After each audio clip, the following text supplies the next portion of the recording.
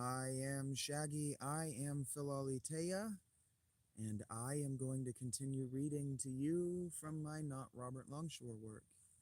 We're going to continue from episode 2. I know I'm badly titling these videos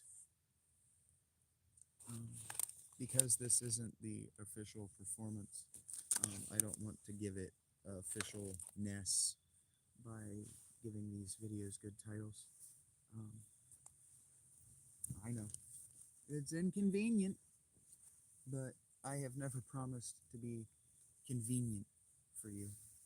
Uh, it's inconvenient for me too. Okay, I have half an hour before my scheduled programming elsewhere. It's hard for me to knock off goals and move on from them like a normal person without feeling guilty for not lingering on the other thing for just a little while longer.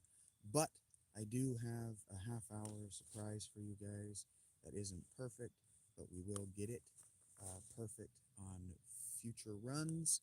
I know that my light is not particularly bright. Oops, now it's not going to stay on because the battery's nearly dead. That's why it's not particularly bright. So now I have to change it. I gotta find my batteries and change it. So give me just a second. For those who want to read along, Rach included. Rach is the only one taking me up on that right now. This is on the Patreon. I would make the link readily available, except that work is no longer available for free. And I don't like to set myself up for disappointment that I know I'm going to experience. So instead of putting the link there and knowing that no one is going to click it, I'm just making it something that you can do if you choose to. Because I hate that shit. I click on a new. I'm scrolling through my news feed from Google from my phone today, right? And I click on an interesting article, an interesting headline, and it takes me to I fucking love science, that website. And the first two paragraphs of the article are about how they talk about similar things in their podcast. And if you like this article that you haven't read yet, you're sure to like our podcast. And I just thought to myself, I'm sure that you meant for those two paragraphs to be at the end. Anyway, what I'm saying is that I should put encouragements for you guys to go and buy my shit at the end of my stuff instead of in it anywhere other. But I don't. So we're going to be reading from chapter 17 of episode 2 of This Is Not Robert Longshore, book 1,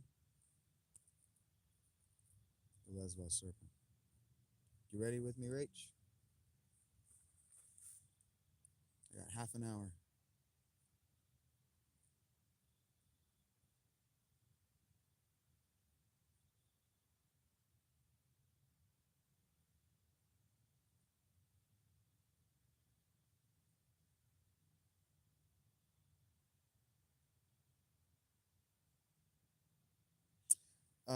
I don't know about Good Girl. I stopped at 17. It begins with "Come with me." I think you said Good Girl. I think you meant Giorgio. Yeah, we're still on Giorgio.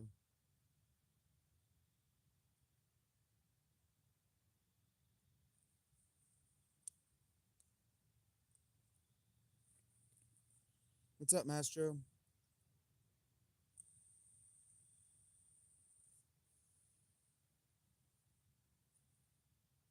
Alrighty, episode 2, chapter 17. Come with me, I say, passing him another moog and drag and walking through the gate. I lead him up the steps into the stone tower and onto the wall.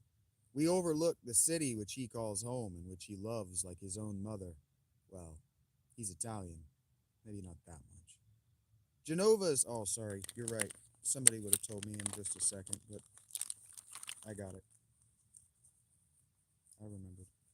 Non-zero chance this dies during this recording, but I've got it. It's only half an hour. Not going for a marathon today.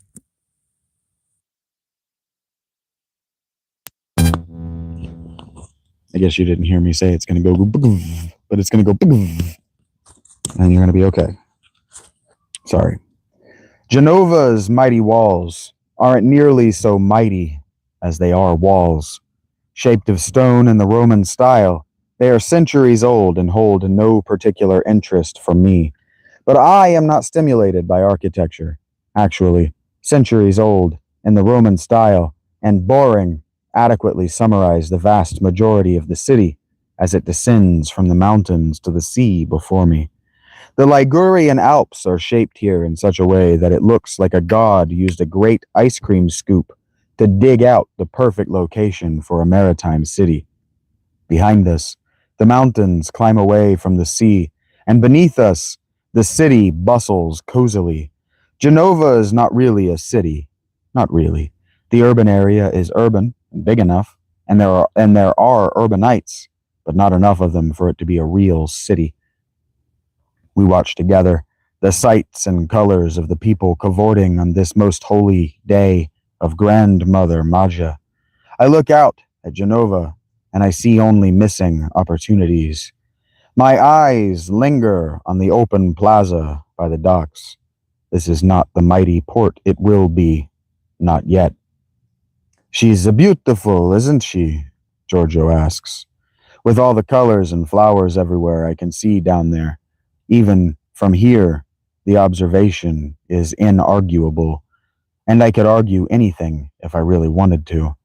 She's squalid and neglected, Genova is, but as I watch the colorful ribbons dance around what my people call a maypole, I am of the opinion she is not wholly forgotten nor unloved.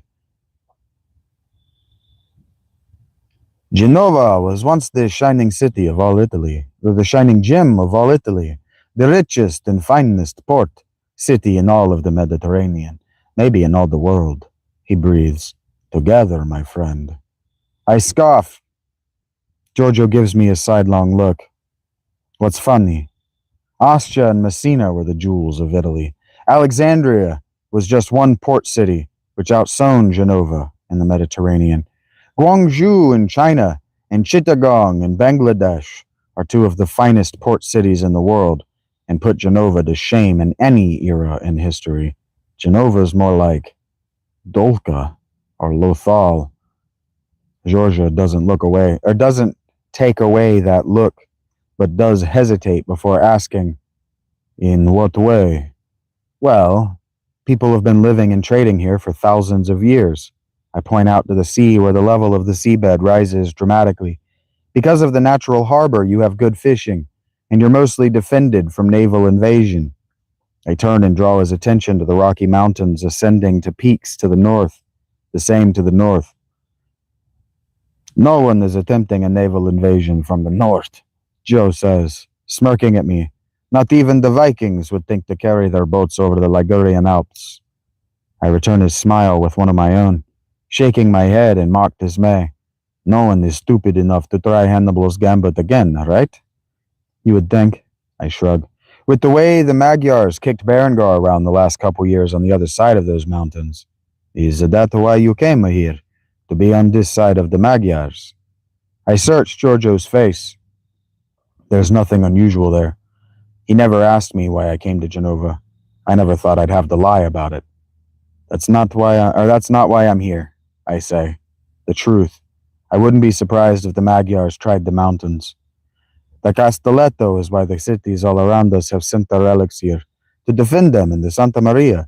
Let the Magyars come. We will send them running like we sent the Saracens a few years ago. I shrug. Genovese call the mountains out there, and the fortress they will soon build here, but which they have not yet, to my knowledge, begun. The Castelletto, the little forest, or the little fortress. Il Iglesia de Santa Maria di Castello is the church to which he is referring, and she's down by the docks. She is also, as her name implies, a church, not a massive or expensive cathedral. Neither is she unimpressive. She's built in the Romanesque style, itself a ludicrous term whether you live during the 500-year span the style is, as I'm informed, debated to have begun in or otherwise. I'm staring at her now, Il Santa Maria, with her squat, pointed cone caps, and imagining her face and her thick, unadorned walls. She really does look like a castle, and not just because she's adjacent to a stone fortress. Was built by the former Bishop of Genova when the bishopric was still the highest power in the land, but before the popes moved the Ligurian bishopric and the Genovese nobles started thinking that maybe they could govern themselves. Also, not just because that bishop built her to defend the coastline from naval assault. Certainly not because I'd ever seen a castle, as you're thinking. Castles as such, as the medieval archetype, will exist, won't exist, and true, as they do in your mind when I say the word castle, for another 200 years or so. And I can declare that with the confidence of someone who can see and is currently seeing what it looks like in another's mind to say the word, one of your contemporaries even, reader dear, and not an exceptional one, let me tell you. Everything you think you know about the Middle Ages sprung whole cloth out of the 12th century and was invented by mythmakers in the 20th, and is, by and large, entirely wrong. Everything you think you know is just wrong, really. I lacked then the know how to articulate the shapes of a church's face to myself. If a picture is worth 1,000 words, a mental image is worth none. Or is it worth an infinitude? Regardless, this body I inhabit lacks all fluency in architectural language. Because of these limitations, I can't act like I know the difference in a blump bob and a buttress, and won't try here and now. I can't know, however, that in less than a month I'll be standing in front of a building not too dissimilar to this one, a scriptorum, in fact, in Verona, no less, wondering whether, if that which can eternally sleep is not dead, after strange eons might death finally die. Who could predict such a thing? 2 years ago, that festival would not have been there, Giorgio is saying. It would have been in the Rigi, where your office is, and the Jews hated that. Everyone is happier this way. I nod. Did you buy your wife's house where you did before or after? He means before the nobles bought the land essentially surrounding the house I bought for my wife, that is, just north and east of the port, to relocate and build magnificent manor houses and a cathedral for themselves. I'm not sure I remember. I'm positive I don't answer. Instead of that, I follow the line of Giorgio's eyes. He isn't looking in the direction of our homes. That is, the house I bought for my wife and his father's manor where Giorgio lives. Anyway, but at the plaza, I guess he's not looking at the people and their jubilation either, but I don't know what he's seeing. The consul cleared that plaza and all the land around Santa Maria shortly after I got here. From this vantage, Giorgio breathes. Then, whatever he'd planned to say, he doesn't. When change comes, it sure does hit you all of a sudden, doesn't it? All these years in the making, it feels like nothing has ever happened. Standing up here with you, it's like I can see the future right over the horizon. We may as well have not celebrated last year. There was still so much work yet to do. All that land used to be used for ugly bullshit.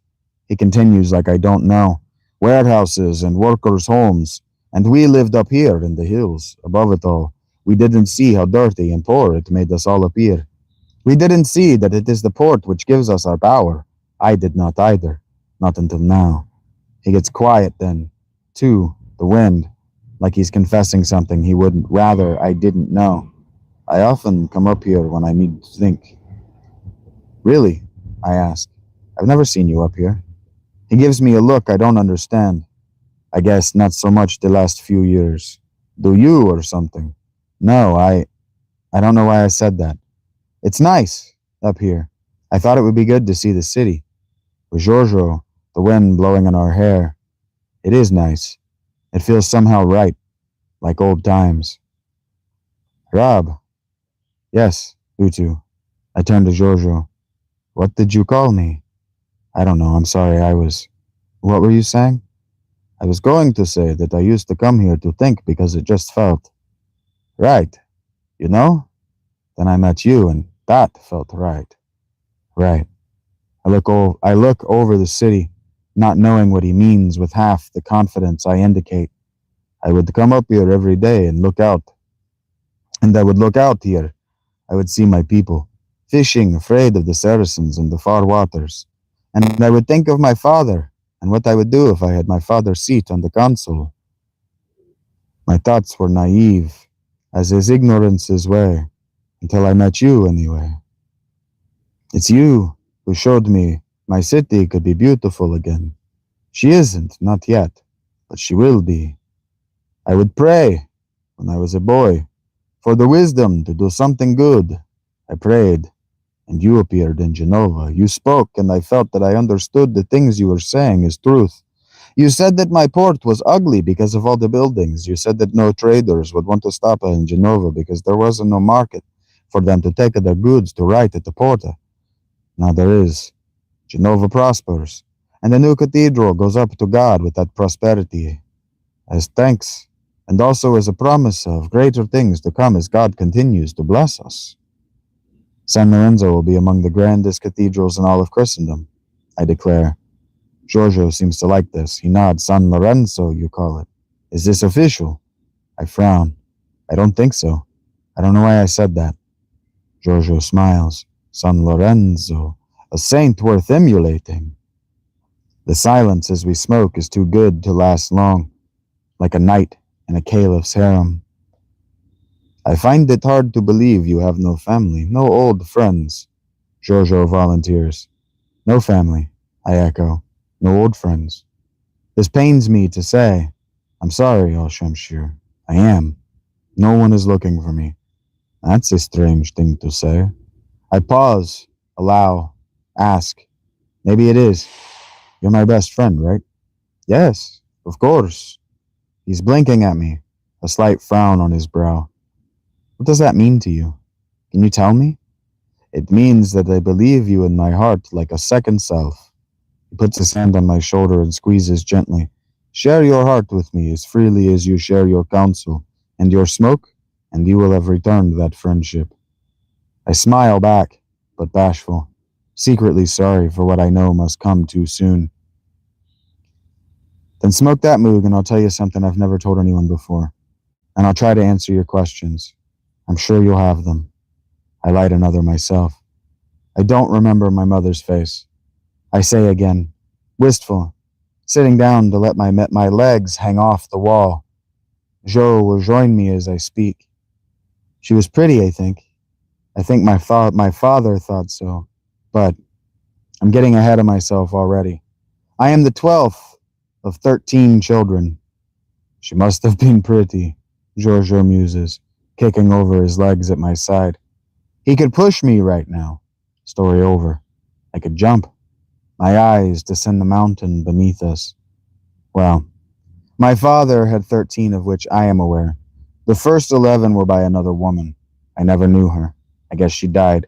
Then my father put me and my sister and my mother. I don't even remember her name. Your sister. I nod. My mother, too, come to think of it. What happened? Giorgio asks. You act like something happened. Did you kill her or something? Nothing like that. At least, I hope not. I guess nothing happened. As I remember, I just left. Do you remember why? He's frowning, but I think it's for me. Am I tortured, tormented? No, I don't think so. Not really. I lie. I remember leaving. I may or may not remember why. What's bothering me is that I can remember that I have a sister, but not our age difference. Not her at all. Not even as a baby. Did I invent her? How old was she when I left? Does she know I exist? How old were you? I looked at Giorgio, blinking away the thoughts and the pine needle smoke memories. 6, I say. My voice sounds far away, but I feel right here. Stuck, even, in this time and place. I was 6. Wow. Giorgio's quiet for a while, smoking his moog, probably trying to think what to say to that. For what it's worth, I don't know either. I've never shared it. I don't expect to hear anything. What did you do? I nearly died. I laugh. I went to London. Back when it was a shithole, before the Vikings. I lived on the streets for a while, but I was found by someone, a man. Don't ask me who. I don't know. I don't know his name. I never did. I simply knew him as the master. But mostly as master, my master. He didn't just pay for my education. He educated me. He took me all over the world until I was 18. I don't know if it was his idea first or where I got it, but when I was young, a boy still, really, 9, 10, he remembers, I used to believe that someday I would rule the whole world. Not, I used to dream about it. I used to prepare myself for it like it was my destiny. But not rulership as a tyrant, not as an emperor, not as first among equals in title alone, but indeed. I scoff at the impossibility of this. Giorgio doesn't say anything. I get the sense from him he's thinking this doesn't surprise him. Maybe it doesn't. What happened? He asks. The master betrayed me on my 18th birthday when he promised me. Promised me what? I don't know. Not what I got. What did you get? Betrayed, I say. So I spent 5 years running, thinking he was going to come for me. But no one's looking for me. No one wants me. That's why you've been so secretive. That's why you don't go home to your wife. Are you afraid that they will hurt her? There's a sympathy in his voice, which makes my skin crawl. I think in a lot of ways I convinced myself that I felt that way at first. I haven't felt that way for a long time, but it would make sense, right? If I said that I'm distant from her emotionally and physically because I don't want them to be able to use her against me. I all but see his ears flinch at the way I say them. I hope I haven't said too much. I hope he doesn't know what he shouldn't. But that isn't true? Giorgio asks. His eyes are so blue in the sunlight up here. Not really. I married her because she's good enough to be someone's wife. I needed to be married to keep from sticking out too much, and being married to me would be better than being married to someone like Francis. Yeah, fair enough. I think I'd given up on the idea of not sticking out anymore by the time I gave up on going home to her. I admit, that isn't what I meant. Giorgio isn't looking at me, and I'm not sure what I should be anymore. Pleased that he doesn't want to talk about my maritals, or displeased that he does want to talk about my connection to the Scaleo Demiurgoi. I don't know if it's true or not, but I do know something. Someone Francis knows might think it's true, might think they can use her to hurt me. I agree. I can no longer see Giorgio's eyes. I'm not sure I want to. Why do I feel like I'm admitting some sin I didn't commit in a confessional booth? Giorgio doesn't look at me, but he does solemnly nod. Is your father one of them? I can't believe I just asked that either. Are you? I see the darkness surrounding his face. His father is a bee's nest I have never approached. I would have liked to keep it that way. I cannot say, is all, he says. The silence grows long. I flick the corpse of my moog into the wind, and then an old song rises out of my throat. A man needs wisdom if he plans to wander widely. Life is easier at home. He'll be laughed at if he sits among the wise and has nothing to say. Chapter 18. Giorgio looks at me with eyes red-ringed and bloodshot, and about as far from sober as I've ever seen a pair of human eyes. What is this song? Why are you singing it? Are you planning to wander more widely in your life, Robert? Do you believe we would laugh at you if you were to accept their offer? The people would chafe under La Vecchia Religione, is how I answered that question. Their lives became their own the moment Christianity invented the secular world. As soon as the rest of the world learns of it, they too will be thrown into the chaos of early Christianity. I don't understand, Rob. If you see the problem, why do you not work toward its solution? Why not use a Genova as, how do you say it, a proof of concept? Because I won't live long enough to see the concept proved, I say. But which one? Which problem? There are so many. Pick one. No one lives long enough to see the problem solved, start to finish. Pick one which is nearly finished. He laughs. We live just long enough to say we worked at the problems when we are on our death's beds. If we're so lucky, I scoff. But maybe you're right, unwilling to consider whether I agree or not. I disagree, obviously. But maybe I do. Before I do, what of you? Are you working toward the solution to your problems? Or is talking to me solving them your first, or is talking me into solving them your first step? That's a cheap shot, Robert. Is it? You're just trying to survive too, aren't you, Giorgio? Your father? The politics of running for consul? Playing the parrot on my shoulder who whispers in the ears of the mighty? That's no life of your own. No life to be proud of. You could do better for yourself than that. But if you devoted your life to justice, to the violence of punishing criminals, to seeing that every individual in your city gets the justice they deserve at all times, a problem I know is nearer to your heart than the consul or being a merchant, what must you sacrifice? Nothing comes for free. Even making no choice comes at a cost. Will you sacrifice your friends, your family, your quality of life, your future, your children? If you don't, you'll learn to fear assassins. No good deed goes unpunished, Giorgio. The road to hell, he agrees, then asks, are you warning me that whoever it is that wants whatever it is they want from you, you will test my loyalty to you? They will test my loyalty to you. I am not for sale, Robert. I meet his eyes without answering in the affirmative with anything besides my gaze. Don't prove me wrong, my friend, I plead. The road to hell being paved with good intentions is something else altogether. That is about unforeseeable consequences and not being forethoughtful. Be quiet about them now, Joe, please. I would also like to live, I continue. Thinking anyone will follow me anywhere is how I get stabbed in the back. So say nothing of using Genova as a proof of concept for some perfect future. I hope it is. I pray that it will be. That's actually not true. I don't pray, but my name will not be associated with it in any history but my own. Giorgio reacts to this like I've slapped him.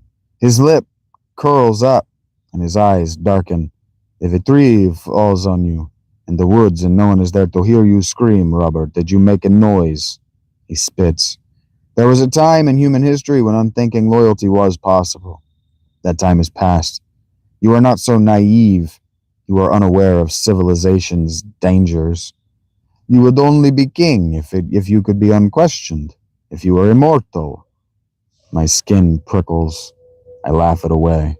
I wouldn't be king. Not for anything, Giorgio.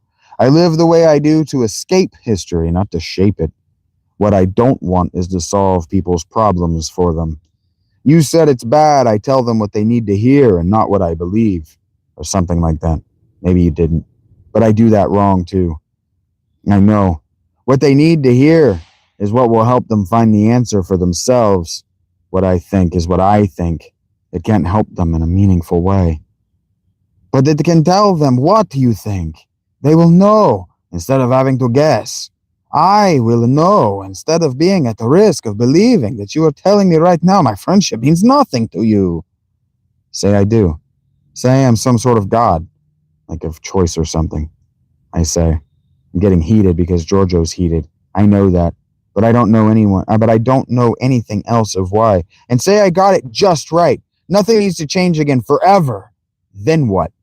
You want me to say that people like me would ruin it just for something to do, out of boredom, to repeat what you have already said like I believe it. I do not believe it. Like dogs with a silk bed sheet, I say, nodding sagely. Probably the second I'm dead and gone, so what's the point? Why do you say this? Teach another as you were taught. And set them above all others? Set them up to be killed as surely as I must be? We already know what that looks like. So, what do I do differently? Do I establish the institution of the philosopher king? Plato suggested as much. Why not bring his vision to fruition? At least it would be doing something. Indeed he did. I agree sarcastically, because he was being ironic. A group always makes better decisions than a single man. An Athenian would have to think that, no matter what his senses and his reason led him to believe otherwise. One person arguing with all human wisdom will never make a good choice. Not in time to matter. It's men like you, Giorgio, who should lead. In Genova and all over the world. Why me? He balks. More than I might have thought. Because your ambition is for the city. You will not die disappointed if the city remains, but unchanged. But the you will. He doesn't like this either. Giorgio, why do I feel as though we're standing on opposite sides of a crack in the wall and it's widening in an earthquake neither of us can quite perceive yet? I care nothing for your stupid fucking city. I spit. I'm fated to die, disappointed, no matter what I do, but you. I look at Giorgio. I've said something he hates. He's practically steaming from the ears. You'd defend the city against them as a matter of course, I continue, letting my confusion reach my voice. I believe that. I am agitated, Giorgio says.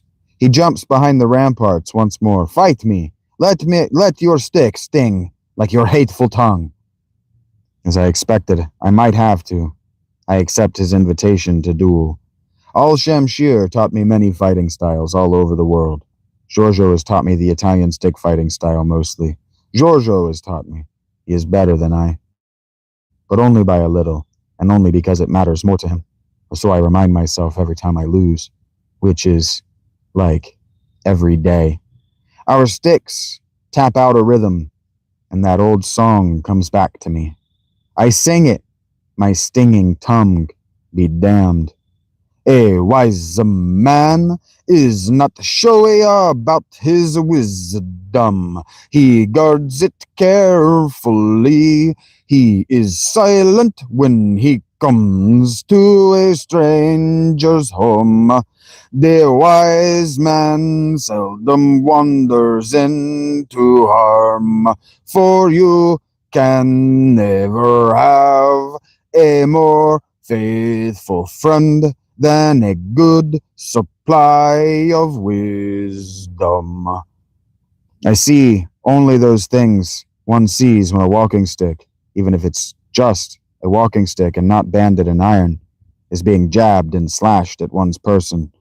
The watchful guest, when he arrives for a meal, should keep shut his mouth, listening with his ears and watching with his eyes. That's how the wise get wiser. I am aware of Giorgio's intense concentration in the song that I am not good enough to be doing both. A man is happy if he finds praise and friendship within himself. You can never be sure of where you'll stand in someone's heart. Giorgio seems content to remain silent, at least for now, while I chant and he gets warmed up to really hand me my ass. A man is happy if he finds a good advice within himself. Many men have received bad advice by trusting someone else. The rhythm of our sticks, the flickering of the lights as the wind dances, leaves in the nearby trees, casting arabesque shadows beneath the watchtower we fight along, and my own only half-remembered chanting caused something to happen to me. My awareness tumbles like a body from a rocky outcropping into the infinite abyss of the mind. That's a poetic post hoc rationalization for what I am seeing. It's night. The campfire is burning low, but brightly enough to make our shadows shimmer in the silvery light of the moon. A woman's voice softly sings. A traveler cannot bring a better burden on the road than plenty of wisdom. It will prove better than money in an unfamiliar place. Wisdom is the comfort of the poor. I am held close to her chest, wrapped in the fur of a great white wolf for warmth. A traveler cannot bring a better burden on the road than plenty of wisdom, and he can bring no worse a burden than too much alcohol. I hear the voice, but I do not know the speaker. It belongs to a woman, so neither to me nor the man with whom I am sparring, a tall, wiry Persian. Stripped now of the armor which he wears, except to sleep, he is dressed only in the traditional deeply scooped neck sudra, with his kushti cord around his waist, and a pair of green and red breeches which complement the red of his hauberk perfectly. The curved shamshir, the sword for which he takes his name, is with his armor, in our hands, our curved, practiced shamshir. I am still a boy, and not really supposed to be doing this. The master doesn't love it, my love of the games of men, war, women, and wine. But boys will be boys, unless you stop them. There is not as much good as men claim there is in alcohol for one's well-being.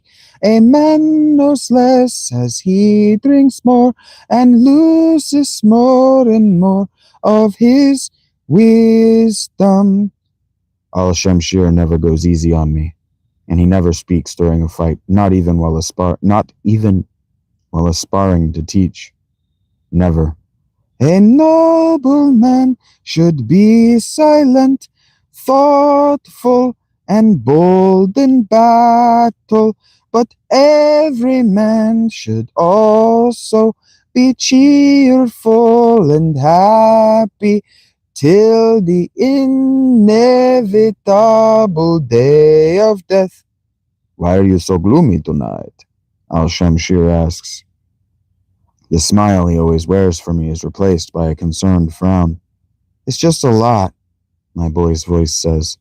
An unwise man thinks he will live forever if only he can avoid a fight, but old age will give him no peace, even if weapons do.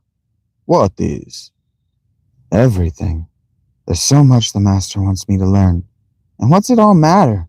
It's just a bunch of stuff people said and did so long ago nobody really remembers what actually happened. We just remember what we want to. You could be making it all up. A foolish man misuses his mouth.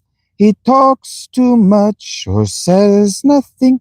As soon as he gets a drink, he'll say anything he knows. No. Why would he do that? I don't know, Bohemi says.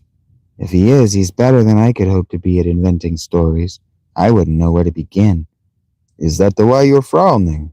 Are you trying to decide where to begin your story? I don't answer. I don't know what to say, or whether I even know how to articulate what I'm feeling. I fumble a parry. His sword finds its arm, or his sword finds my arm. It stings. Are you afraid that when it comes your time to be your own man, you will not know where to begin? Only a man who is wide traveled and has wandered far can know something about how other men think. Such a man is wise. Don't do that. Al Shamshir's sword easily moves through my defenses, landing what would be a mortal wound, and will be a bruise for the better part of a week into my thigh just above my knee. Don't hold on to the meat horn, but drink your fair share. Say something useful or stay quiet, and no one else will judge you poorly. Get set again. I do not mean the technique. You are thinking, planning. You are preparing yourself for the future. And a fight you must never do this. I'm staring, all but slack-jawed at my hero. He never speaks this much, least especially when he has a weapon in his hand. And in his hand, a practiced sword is a weapon. The future is never certain. A gluttonous man, unless he watches, he himself will eat to his own detriment. Wise men will often ridicule a fool on account of his belly, especially not in conflict. Al-Simshir presses me, but never harder than I am capable of defending with my attention split between his words and his weapon. A stupid man and an undisciplined one laughs at everything. He hasn't learned a lesson that would do him good. He himself isn't flawless. Get caught drifting out of the moment, and it could be the last thing you do. I deflect a complicated pattern. My body pursues it. My eyes see the opening in his defenses. He turns away my riposte. Good boy. Don't think. Act. Fight. Kill. There may come a day when you will need it. A fool stays awake all night, worrying about everything. He's fatigued when the morning comes, and his problems remain unsolved. What you will never need is to let your mind wander from the path beneath your feet. I'm only a boy. Where is this path leading? A stupid man thinks he knows everything.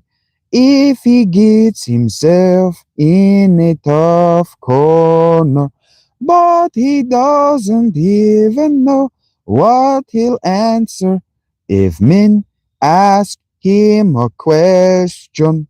I blink and only just avoid taking an overhand chop of Giorgio's stick to my head. Have we been dancing the same dance I danced as a child with Al-Shamshir, or is something else happening altogether? The stick cracks into my shoulder. That's gonna hurt later. Shoulder, elbow, knee. Fuck, man, come on. What you will never need is to let your mind wander from the path beneath your feet. Now he tells me, it's best for a fool to keep his mouth shut among other people. No one will know he knows nothing. Ill-informed people are the ones who don't know when to stop talking. Giorgio's eyebrows raise as the female voice I know I should but cannot recognize fades from the confines of my skull. The two things are, I think, unrelated. It doesn't occur to me whether she's my mother. I can't remember her face. There's no way I can remember her voice. Right? He gestures to ask if I want to stop. I push memories of Al-Shamshir and the pain out of my mind, and this comes from my mouth. Many men are kind, but can be driven to fight. There will always be conflict between men. Where there's more than one, there's a fight. It's a long and crooked walk to a bad friend, even if he lives nearby. But it's an easy road to a good friend, no matter how long the journey. You should keep moving. You should never be a guest forever in any one place. Your welcome will wear out if you stay too long beneath another's roof. And now we're back to this. What is this from? Are you quoting something? What are you doing? I stopped suddenly, thankful I was on the offensive, so Giorgio does the same. I'm not sure. It's a song or a poem, or I think my mother used to sing it to me when I was a baby. You don't remember? Do not be so sparing in using your money that you don't use it for your own needs. Often what you save for your children will end up in the hands of your enemies. Many things will go worse than you expect. See, that's no answer. I didn't mean to do that. No, I don't. I haven't thought about it. It's been so long. Why? What happened? Be a friend to your friend and also to his friend, but never be a friend to the enemy of your friend. Am I not being your friend, Robert? Kind, brave people live best. They never nurture a grudge. It's unwise to spend your life worrying, dreading your responsibilities. Your mother must have been a special woman to sing these things when you were only a boy. You should be only a little wise, never too wise. A wise man's heart is seldom glad if he's truly wise. There's a sad smile on my face. I don't know why or what it means. I don't know what any of this is or why it's happening, and I can't stop it. I'm not sure I want to. This is easier than answering Joe's questions. You should be only a little wise, never too wise. It's best not to know your fate beforehand. You'll live happier if you don't. Joe raises his stick. We engage again. A torch is lit by another and burns till it burns out. A fire is kindled by another fire. A man becomes wise by speaking with other men, but foolish by keeping to himself. The ignorant man does not know how little he knows. You become foolish by listening to fools. One man is rich, another man is poor. Neither has the other to blame. I parry and riposte, scoring a light tap on Joe's rump. He pulls up. Do you believe these things? I could understand, perhaps, if you were raised by your mother.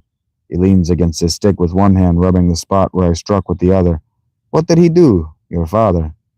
I regard him, breathing, not overly heavily, but heavier than he nonetheless.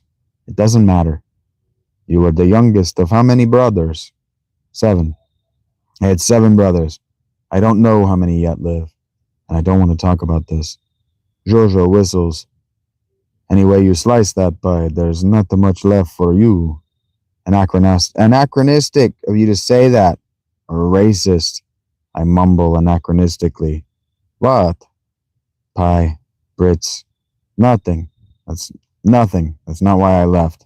Well, several seconds pass wherein all I am able to think is, I don't remember why I left. Rob, if you didn't leave because you thought your inheritance would be split up too much for your life to matter, why did you leave? Don't praise the day until it's night. Don't praise your wife until she's buried. Don't praise the sword till after the fight, nor your daughter till she's married. Don't praise the ice until it's crossed, nor the ale until you're sloshed. I can almost see her. Joe's forgotten. There's a Dobb house, and my mother. She's young. Everyone is older than I am. They're all grown-ups. But my mother is younger than some of my brothers. They don't like that. I don't think any of them like her. She's just a girl, I heard them say. And the vulva, whatever that means. No one should trust the words of a girl, nor anything a woman says. Women's hearts are molded on a wobbly wheel. Deception lurks in their words. We would sit in the house when I was a boy and the other boys were playing. She told me stories, sang me songs. Was I sickly? I don't remember being sickly. I don't remember being thin. Did something happen?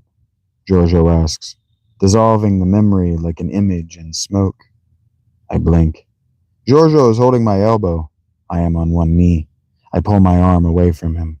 No, I got too big to live under such a small roof, that's all. I say, pushing myself to my feet and feeling another bruise on my knee. Giorgio offers me another round with the canes. I accept. Your mother taught you these poems, he asks, thrusting for my heart. It was she who taught you to hate women. I deflect the attack, not moving from my spot. I do not hate women, but I cannot speak to whether my parents colored my impressions of women. More likely, that would be the master, and all the stories I read as a child. Or maybe that's what I'd prefer to think, that I'd picked up on some kind of consensus. I don't hate women, do I? Wait a minute. Are you investigating me, Giorgio? My hands fall to my sides. I easily sidestep his next lunge. He stumbles a step forward when I'm no longer in the fight, teetering like he might go over the edge of the wall. Investigating you, he asks, repeating what I'd ask like I'm being paranoid or stupid. That's ridiculous. Is it?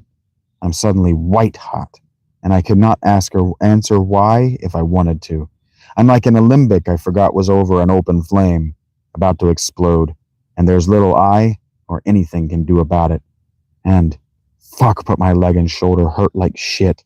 Rob, you're being paranoid. Don't tell me I'm being paranoid, I say, approaching him in measured steps. I feel like I'm shaking to contain whatever it is I'm feeling.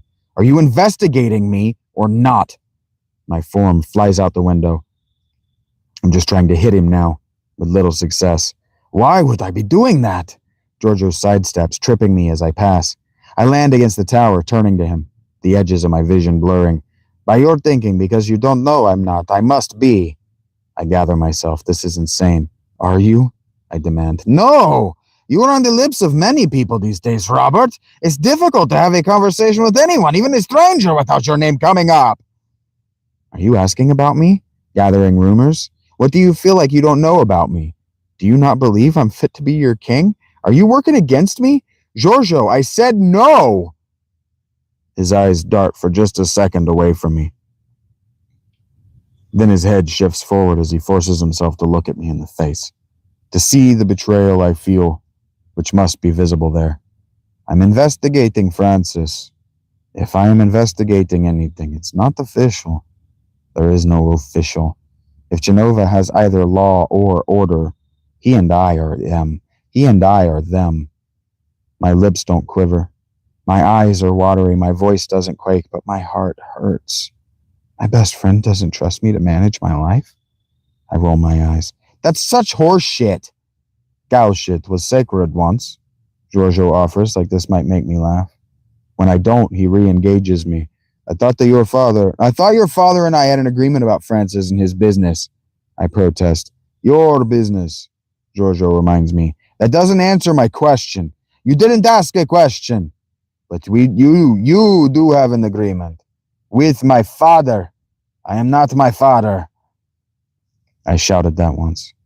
Or I thought it loudly enough. It may as well have been a scream. Why can't I remember that? Why can I remember that, but nothing else about it? I see, I say as Giorgio's stick nearly takes me in the cheek. Is that what this is about? Don't be like that, Rob. That's not why I'm looking for Francis. That's not why I'm looking into Francis.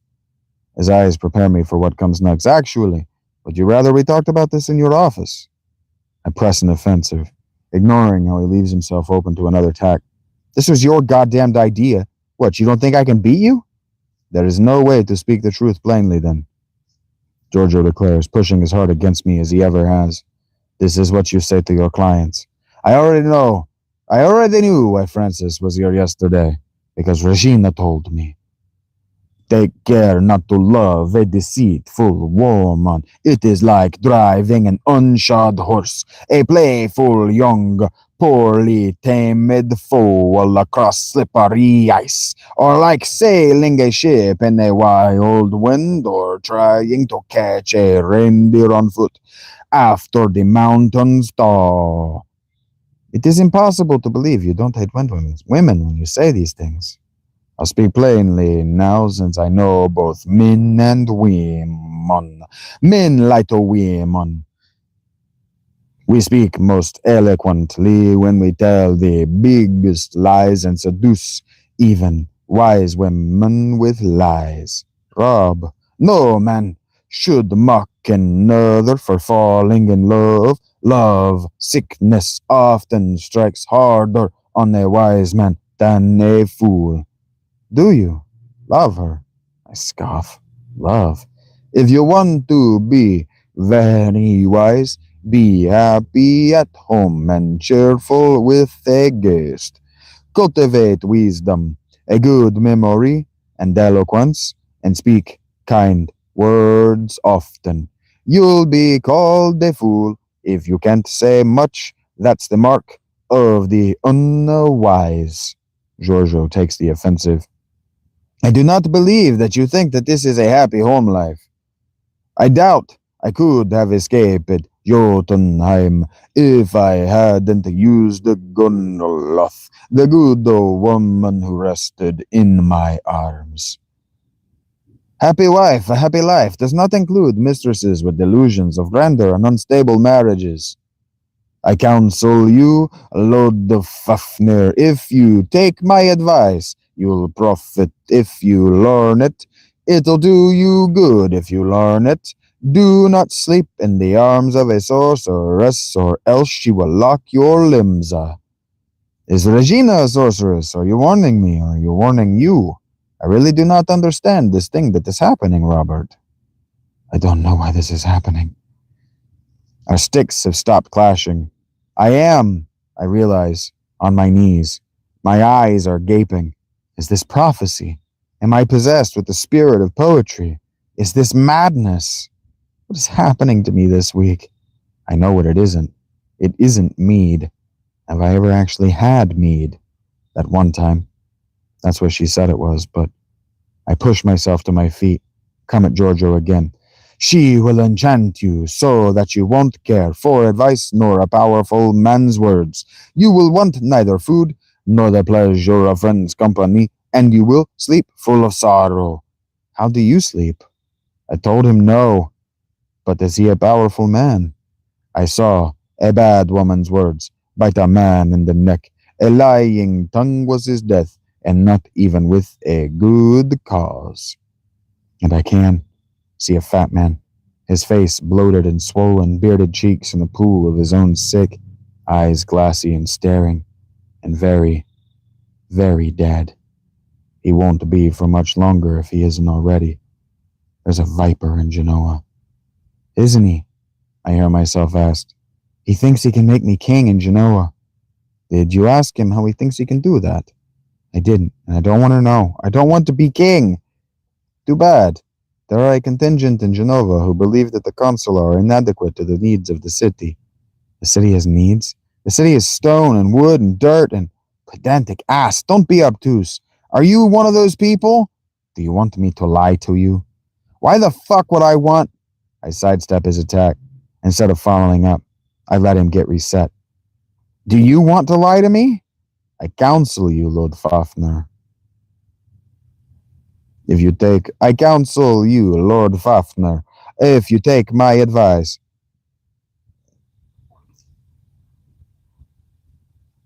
Okay, I got that wrong.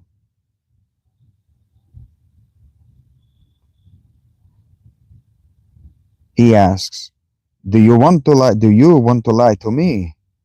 And then Rob says, I counsel you, Lord Fafnir, if you take my advice, you'll profit if you learn it. It'll do you good if you remember it. You should never exchange words with someone who won't see reason. And who are you, huh? Are you Lord Fafnir or are you the one not seeing reason? I narrowly dodge an attack. We disengage. Both of us are breathing heavily now. I know I'm sweating enough to drown and my body is starting to feel like it's moving underwater. It really is as hot as the belly of a brazen bull out here, I say, taking off my wide-brimmed hat and forearming my brow. Giorgio chuckles. Who knows if he knows what I mean?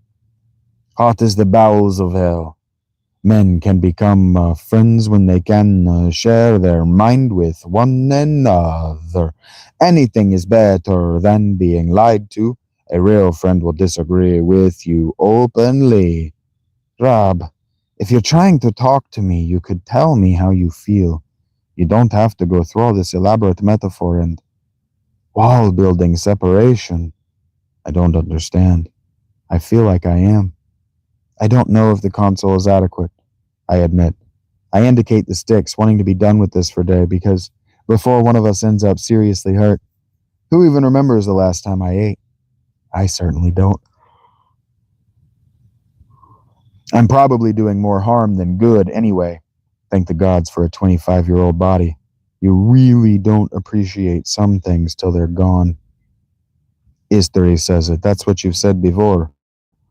I rub my shoulder and a few other spots where he scored hits. Right. I look at the stick. If we're going to keep fighting, I'd almost rather we just did it in silence until he's had enough and let me go back to left me to go back to his normal life. Because he's going to want me to do the majority of the talking like I'm some kind of teacher, and that's how I keep taking hits to the knees. A city-state, I say, a kingdom, an empire, they're all fundamentally the same way. They're women, cities. If you want to win a good woman, speak cheerfully to her, and enjoy it while you do. Make promises to her, and keep your promises. You'll never regret winning such a prize. Joe laughs. And we return to your preoccupation with women. That's untrue. I'm neither preoccupied with them nor do I dislike them. In fact, I prefer the company of women to that of men. They're easier to understand, for starters. And they have tits, too. I scoff. Easier to understand because you think they're simpler? He asks. Hardly. No, because their internal lives are more complex. Their problems, while maybe trivial to you and me, are the foundations of this great city and all of civilization. Giorgio blinks at me like I'm saying sweet nonsense.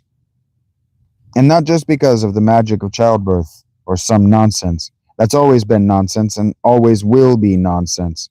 Don't believe me? It's like that girl we helped. I remembered that girl we helped. You don't think that the city unsafe for its daughters is unsafe for its sons? I ask. The people of Uruk raise their cries to their gods because their just and mighty righteous king took at will from them what was his to take. Would not my city cry out under my rule? Where is Uruk? When is this? What does it have to do with women being the glue that holds civilization together? Don't worry about that stuff. Far away and a long time ago, that's when and where. Not the first city and not its first king, but among them. Gilgamesh, they called him. It means something like, ancestor was a hero. Are you making this up? It sounds like you're making it up to sound smart. No, at least. I can't speak to whether the story is true. It doesn't matter. People believed it was for centuries. All right, then. It took another man to challenge him, a friend, not to his throne, but to be better. How does that end? Tragic. Death, exile, and the slow decadence of empty years. I love a myth with a happy ending. Life doesn't end happily. That's not necessarily true. Life ends in death. Death is never happy, even when we choose to celebrate the pain. So you're saying, Robert, that every city needs to be challenged to change, every man? I am. But also that a council is by its nature conservative, too conservative to be the only means of higher government. Then a tyrant is needed, a king, a Caesar. Why did you turn him down? Because there are two kinds of king. Those who inherit burgeoning empires and lead them to great things, to successfully hand a sustainable nation to an undisputed heir, and that vast majority whose reigns are purposely cut short. For every Ramesses, who ruled for 76 unchallenged years of prosperity and pride, there are the king's list of the Hittites and Babylonians. All right, so I've read Herodotus and the Greek, you insisted, but I don't actually know what the fuck you're talking about, Robert. I sigh. Neither do I, really. I didn't think about it. I just told him no. And that was that. Near enough. That might be the difference between us. Sorry. And that was that. Near enough. That might be the difference between us, I suggest. Right. He agrees. I pay men to fill the holes to nowhere you dig. Let's just go back. I look at him, start to tell him we could just part here, then sigh and use my stick for what it's for. I need it. Let's end, I think, chapter 18. We can start chapter 19 tomorrow. Rachel is supposed to be in bed, and I have read for a half hour longer than I said I would. I got a football game to watch, and frankly, I got to take a shit.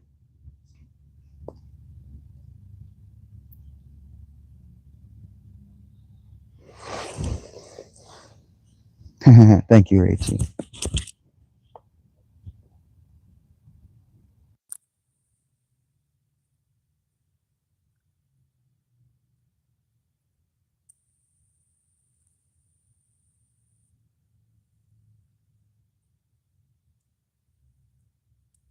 Is it a middle finger, Eric? That's usually the joke you do in that spot.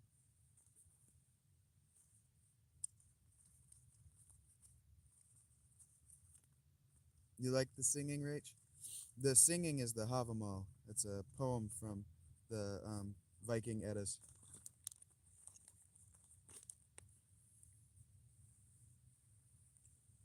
It's supposed to be the Havamal is supposed to be Odin himself speaking. So Rob was compelled to speak to Giorgio about or from the voice of Odin himself, teaching Giorgio in the only way he could, the way his mother taught him to be a man.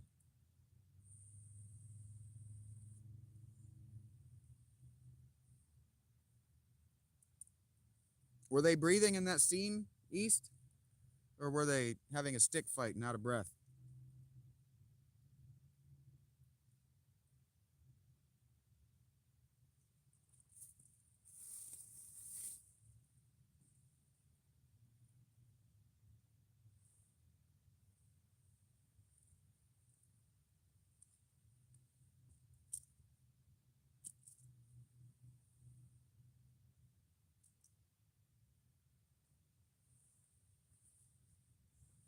I'm not going to give you anything, East.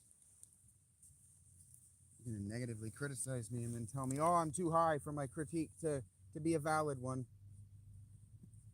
I'm not even going to give you the time of day.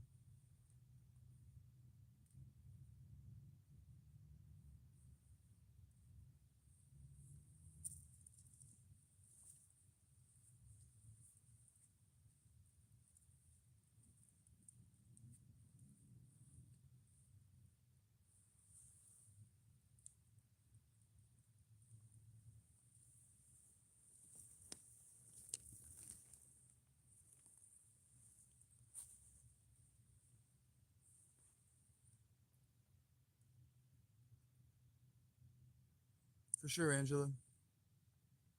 A lot to unpack, for sure, Rach. A lot.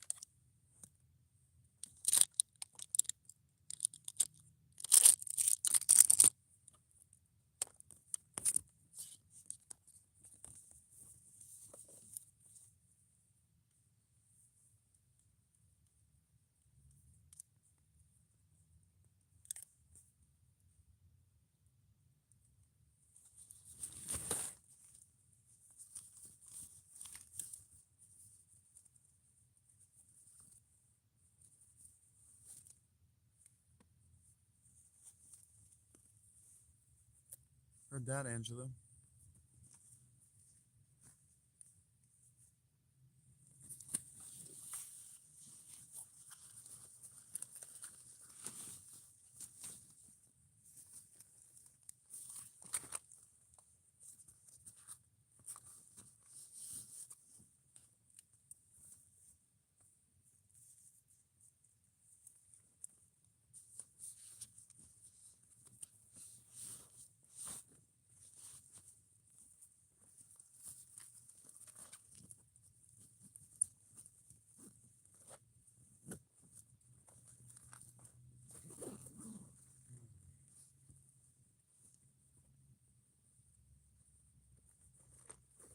Cold feet are cold. Otherwise, I'm like all sweaty and uncomfortable. So, let's go.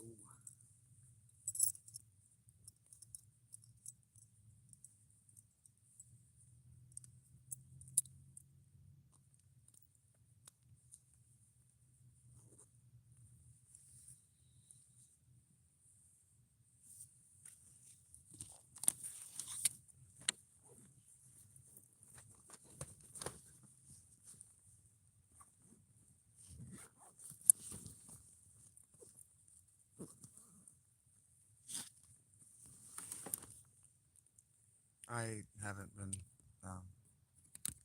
listening to anything you say, East. I don't know if you realize this, but you are not the one who is performing. You are not the one who is on camera. And frankly, you are not the one who should be being paid for his performances. Nor are you the one who should be making jokes. So if you feel the need to apologize, it's because you are being disruptive in a place where your disruption is inappropriate.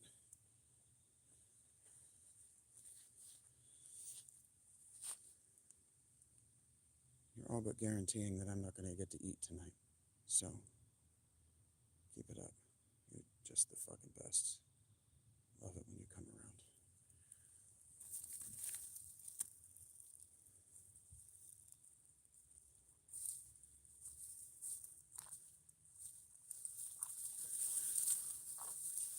I don't know why you fucking idiots think that I'm going to take the time while I'm reading my work or any other work to read your fucking stupid asses.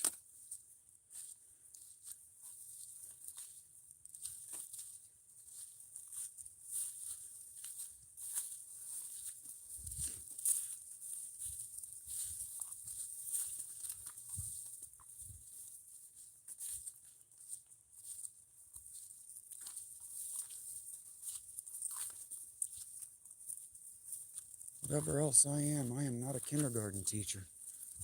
It's not my job to acknowledge that you have made a joke in the chat. It's not my job even to acknowledge the chat.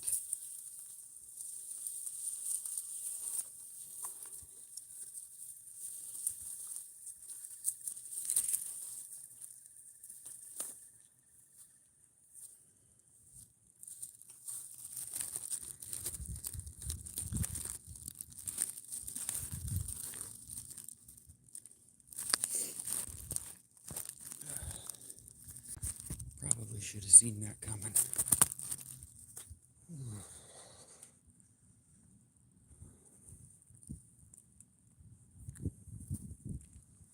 It's cold. I need to close my jacket. Zip my shit up.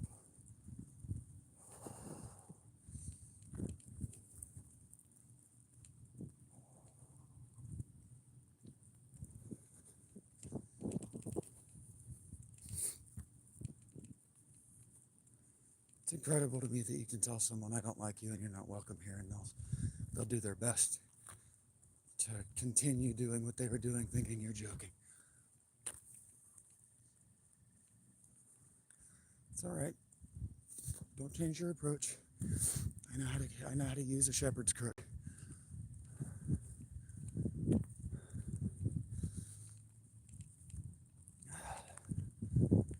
Fuck.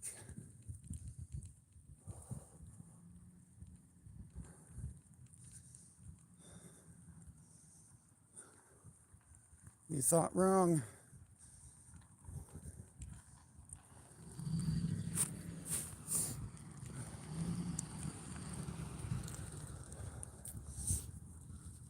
And if you thought that, you thought like an idiot.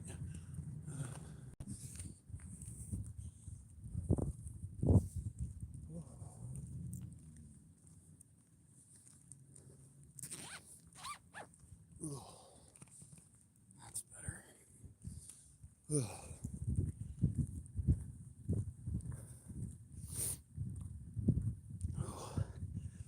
Fucking cold.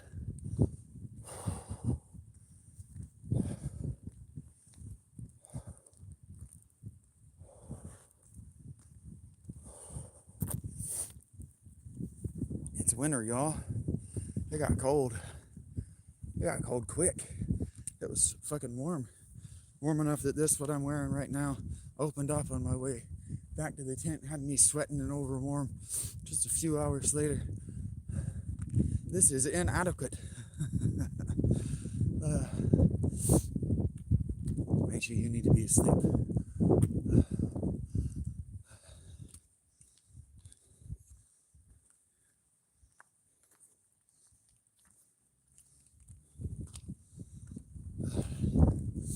Now we're gonna go to Taco Bell.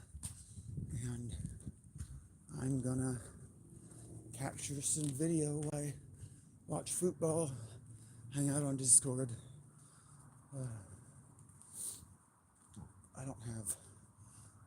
They don't have fast enough Wi-Fi, and my data speeds aren't fast enough to stream my YouTube. So I'm gonna get up here, I'm gonna stream something to Discord. Yeah. That's why. Okay. I already know how to fix that. And the thing I'm recording today didn't record all of the audio, and I know why now. So I'll fix that when I get in here too. But I'll record a Discord show that may or may not have your audio to put up for the future. I haven't decided what I'm going to play. Not a Final Fantasy, I know that. I do know that. Probably Nine Kings. Maybe Songs of Six, but that's not fun for you guys to watch yet. I just don't have anything to show you. It's just a lot of sit and let the camera do nothing. I might even need to start over my run. I might have already fucked up my run. I haven't figured out how to improve my populations. I gotta get more than 10 people, and that's just gonna take some time playing the game by my lonesome. So, Nine Kings, he's coming, something like that. And play something like that. I'll decide when I get there.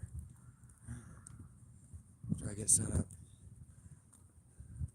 Get a little snacky snack.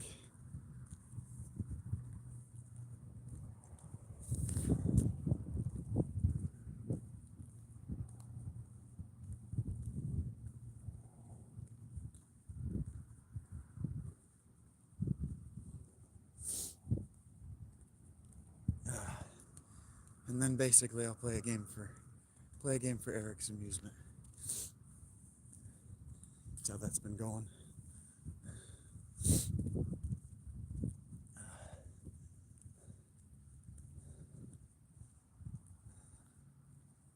And then I get back to the tent, get bundled up and warm because it'll be cold again.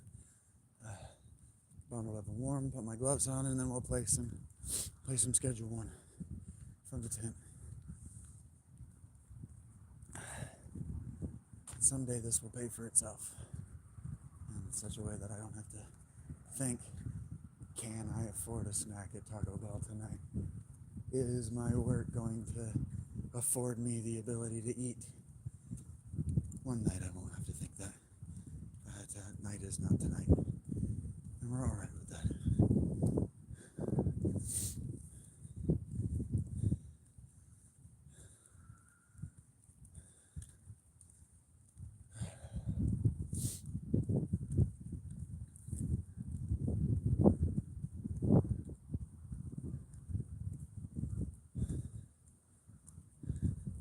Take care, Angela.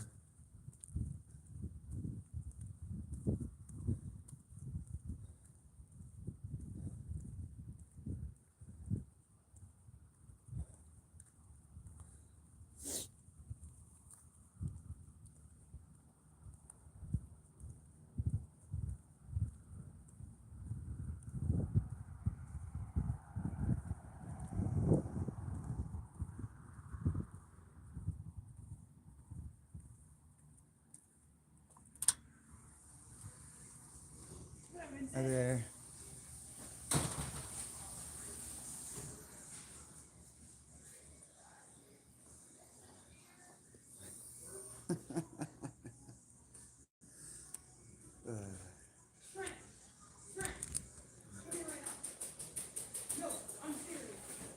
That the clarion bells ring. Vincent has arrived.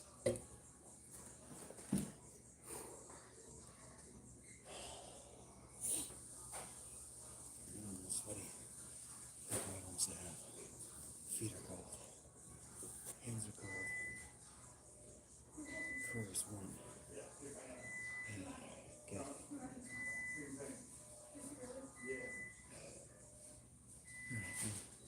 Thank you for that.